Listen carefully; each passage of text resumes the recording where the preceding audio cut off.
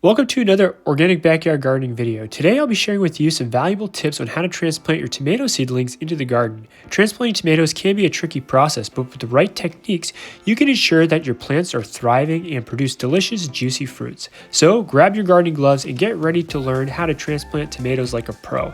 And if you want to learn more about growing your own food, don't forget to hit that subscribe button for more gardening tips and tricks. Tomatoes are warm weather crops and should only be transplanted out after your last expected frost date.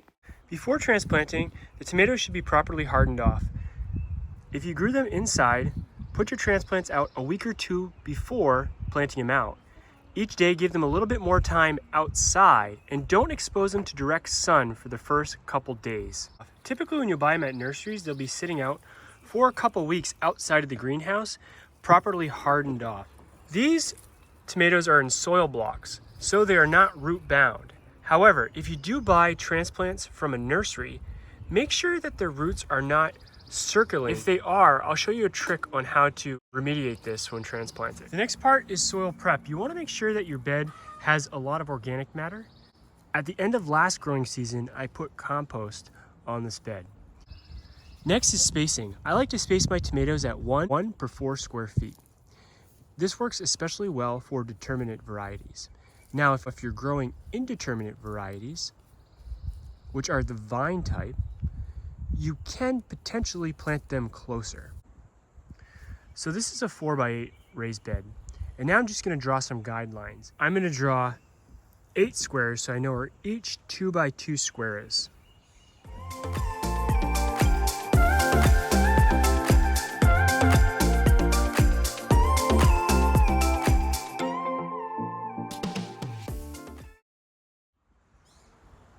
Now the way I'm going to support these is the floor to weave style, which allows you to support the plants vertically, supported by strings tied to posts at each end of the row. I'm going to plant them slightly closer than 1 per 4 square feet. I'm going to have 3 rows in this bed for a total of 12 plants. So these are Super Sweet 100 tomatoes that we're planting. I'm going to plant these fairly deep.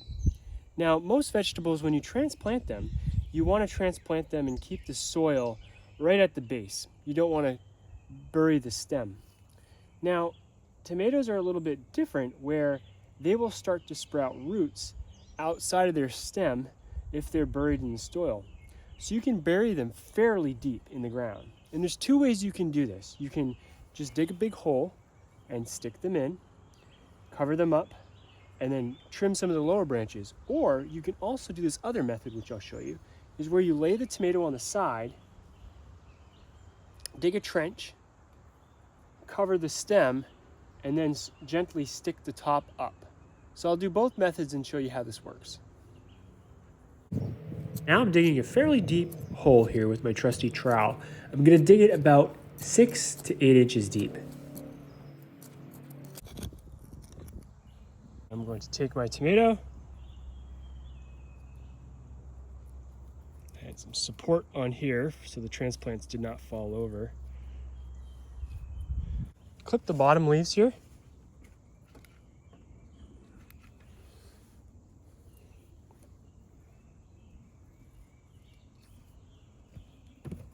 I'm just gonna put it into the hole. Now before placing in the hole, if your roots are root bound, meaning if they're circling around their container, here are some tips on what to do before transplanting.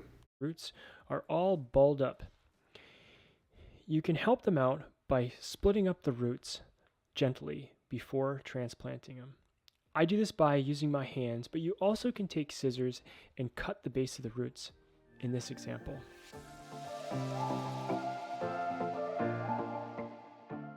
All right, back to it. Oh, it needs to be a little bit wider. These are 4-inch soil blocks that I was using. And if you want to see how I use the soil blocks, I love them. They're so easy. Much easier than containers. If you see, I really don't have to do anything. I just have to plop the plant into the hole.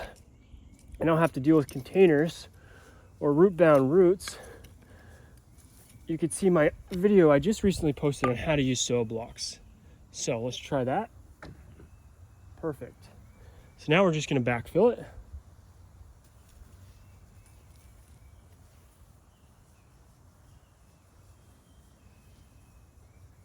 it's almost ready for support. I'm actually leave this little stick here and tie that to it before I get the Florida weave up.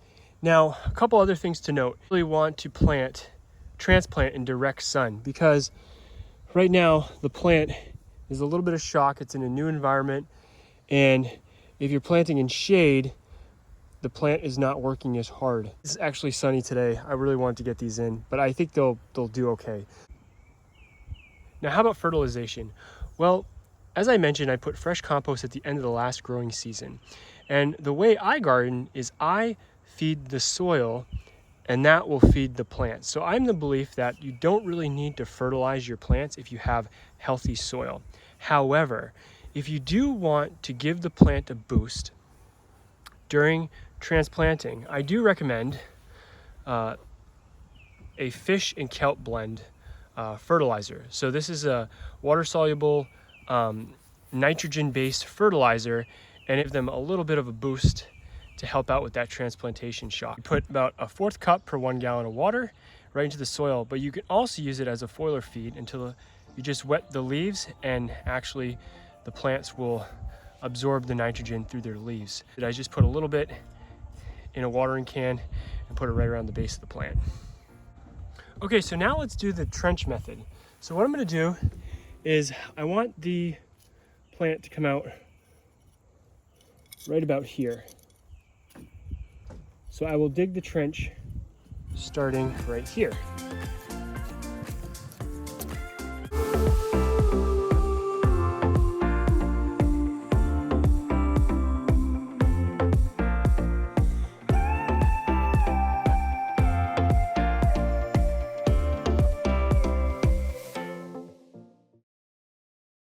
Now I'm just going to place this into the trench like so. Perfect. All right, so now I'm going to backfill it. Then I'm just going to lean it up just like so.